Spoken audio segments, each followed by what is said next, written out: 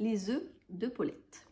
Paulette couvait mes tout premiers œufs, gloussa-t-elle fièrement. Ils sont superbes, bruns et bien lisses. Il faut absolument que j'invite tous mes amis à venir les admirer. Elle se glissa hors du poulailler. Par qui vais-je commencer se demanda-t-elle. Je sais, par Jeanne la Canne. Paulette sauta par-dessus la barrière, traversa le pré et s'arrêta au bord de la mare. « Bonjour Jeanne, dit-elle gaiement, tu n'as pas envie de venir voir mes œufs ?»« Pas maintenant, cancana Jeanne, j'apprends à nager à mes bébés. » Les canetons s'amusaient dans l'eau et éclaboussaient partout. Paulette les regarda un moment et elle se sentit un peu moins gaie. « Mes œufs sont superbes, se dit-elle, mais ces canetons tout douveteux sont tellement plus mignons. »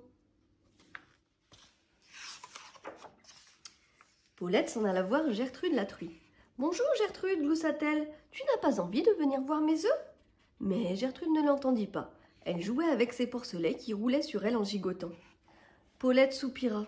« Mes œufs sont superbes, se dit-elle, mais ces porcelets turbulents sont tellement plus mignons. »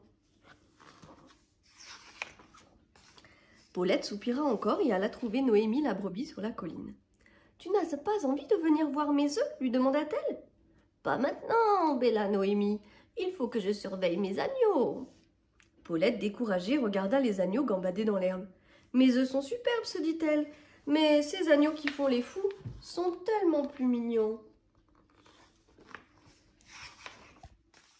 La tête basse, Paulette retourna à la ferme. En chemin, elle rencontra Minouche la chienne. « Bonjour Minouche, gloussa Paulette, tu n'as pas envie de venir voir mes œufs ?» Minouche remua la queue. « Pas maintenant, Paulette, aboya-t-elle. Désolée, mais j'emmène mes chiots en promenade. » Paulette commençait à vraiment avoir le cœur gros. « Mes œufs sont superbes, dit-elle, mais ces chiots curieux de tout sont tellement plus mignons. »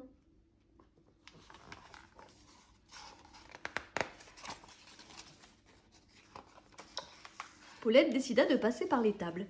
Peut-être que Valentine la vache pourrait lui remonter le moral. « Tu n'as pas envie de venir voir mes œufs ?» appela-t-elle. « Chut !»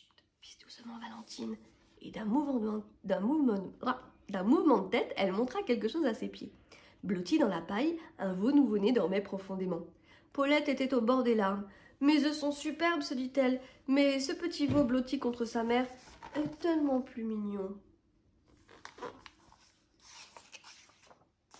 Paulette traversa la cour de la ferme et regagna le poulailler. Ses œufs étaient là, toujours pareils, bruns, lisses et immobiles. « Mes œufs sont superbes, soupira Paulette, mais les petits des autres animaux sont tous tellement plus mignons. »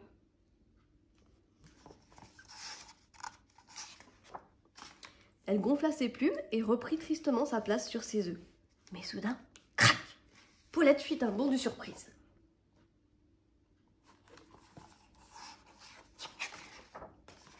« Oh non !» s'écria-t-elle, « voilà que je les ai cassés !»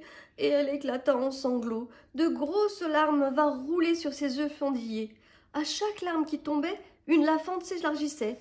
Et tout à coup, les coquilles se brisèrent l'une après l'autre. Paulette vit apparaître une petite tête duveteuse, puis une autre, et une autre encore. Bientôt, le nid fut plein de poussins minuscules. « Piou, piou, piou, piou !» faisaient les poussins. Paulette s'arrêta de pleurer et les contempla. Ses œufs étaient cassés. Aucune importance. Les poussins nouveau-nés étaient exactement ce dont Paulette avait toujours rêvé. Elle sortit fièrement dans la cour de la ferme et les poussins se précipitèrent à sa suite. Tous les animaux les regardaient passer.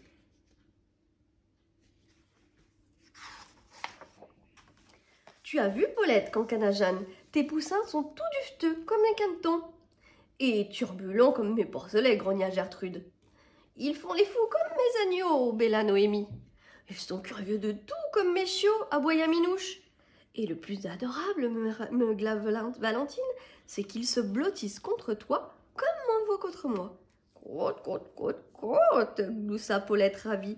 Elle était bien d'accord avec ses amis. « Mes œufs étaient superbes, dit-elle, mais mes poussins sont tellement, tellement plus mignons. »